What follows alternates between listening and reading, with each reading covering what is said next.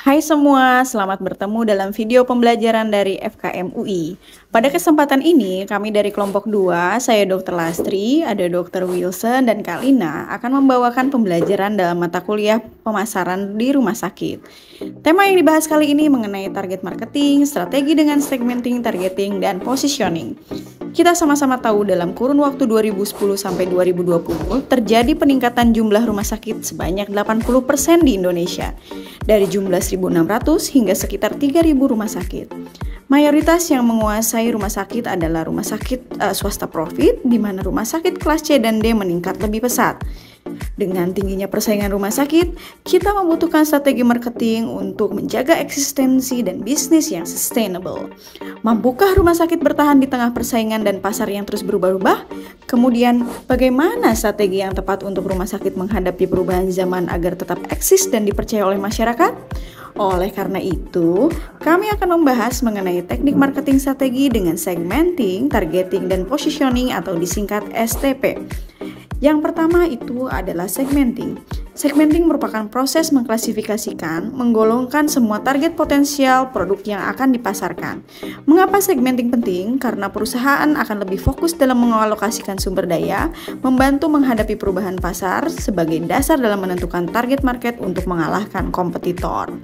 Dalam pasar konsumen, segmentasi dapat dilakukan berdasarkan geografis atau letak wilayah, kemudian berdasarkan demografis, misalnya berdasarkan usia atau jenis kelamin, atau yang ketiga berdasarkan dengan psikografis. Psikografis contohnya adalah perbedaan lifestyle dari setiap individu terhadap individu yang lainnya. Kemudian kita akan masuk ke tahap kedua, yaitu targeting.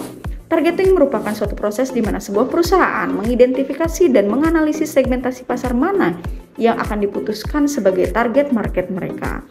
Dalam mengevaluasi segmen pasar yang berbeda, perusahaan harus melihat dua faktor. Yang pertama, daya tarik kebutuhan segmen, dan yang kedua, tujuan serta sumber daya perusahaan. Dari situ, dilihat apakah segmen pasar potensial memiliki karakteristik yang membuatnya menarik secara umum.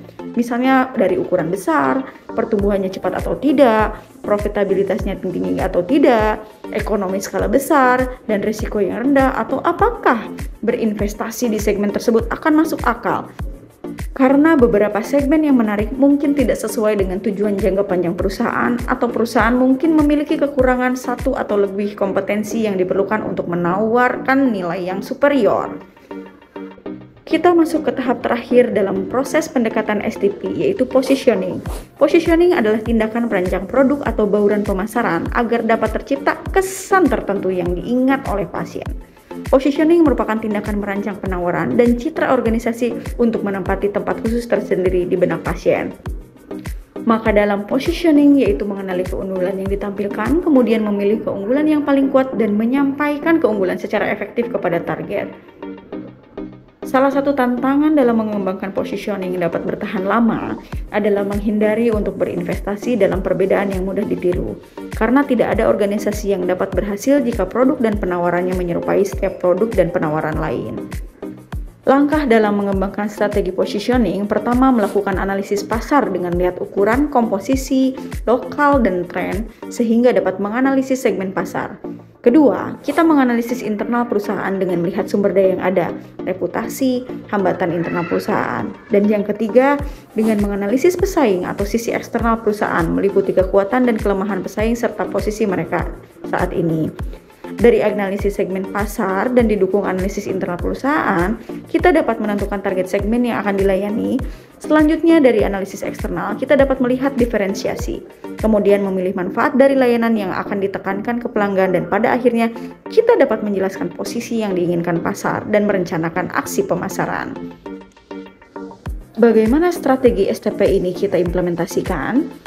Kami ambil salah satu contoh dari rumah sakit kelas C dengan 113 tempat tidur. Rumah sakit tersebut merupakan satu dari 8 rumah sakit kelas C di Kabupaten Purwakarta. Rumah sakitnya terletak di daerah pemukiman padat penduduk yang mayoritas bekerja di pabrik. Rumah sakit ini menyediakan 4 spesialis dasar dan 11 spesialis lainnya. Layanan unggulan di rumah sakit ini adalah layanan penyakit dalam. Namun dalam 2 bulan terakhir terjadi lonjakan pasien rawat inap anak sehingga bor di bangsal anak meningkat hingga 96%. Kemudian pasien anak rata-rata juga sangat loyal. Sebagai contoh pasti adalah pasien rela menunggu ruangan kosong supaya bisa dirawat di rumah sakit ini. Alasannya hanya satu, lokasi rumah sakit dekat dengan rumah mereka, sehingga secara lokasi rumah sakit ini sangat diuntungkan. Kemudian adanya fenomena kedua, sering terjadi ditemukan kasus orang tua ingin dirawat dengan anaknya secara gabung. Ini jadi menguntungkan karena kita bisa memanfaatkan ruang kelas VIP untuk menyasar target tersebut. Secara finansial, rumah sakit sangat diuntungkan karena mereka harus membayar pelayanan karena dianggap naik kelas. Di sini kita memakai pemasaran terdiferensiasi yang menjadi strategi cakupan pasar, di mana perusahaan beroperasi di beberapa segmen pasar dan merancang produk yang berbeda untuk setiap segmen. Dari segi produk layanan yang kita tawarkan sebetulnya sangat standar, hanya ketersediaan rawat inap saja. Namun kita memposisikan kemudahan yang bisa didapatkan oleh pasien, mungkin dari aturan rawat gabung yang lebih fleksibel. Perusahaan juga diuntungkan karena mendapat selisih pembayaran dari pasien yang rela membayar selisih pelayanan sebagai akibat dari rawat gabung tersebut. Ini tentunya menguntungkan bagi rumah sakit. Satu ruangan VIP bisa menghasilkan selisih pelayanan yang dibebankan ke pasien yang rela untuk rawat gabung dengan anaknya. Dengan demikian, outcome yang diharapkan adalah adanya peningkatan revenue di rumah sakit dan meningkatkan kepuasan terhadap pelayanan di rumah sakit. Demikian penjelasan kami dari kelompok 2 tentang segmenting, targeting, dan positioning. Semoga ilmu yang kami bagikan bermanfaat untuk semuanya. Sampai bertemu kembali.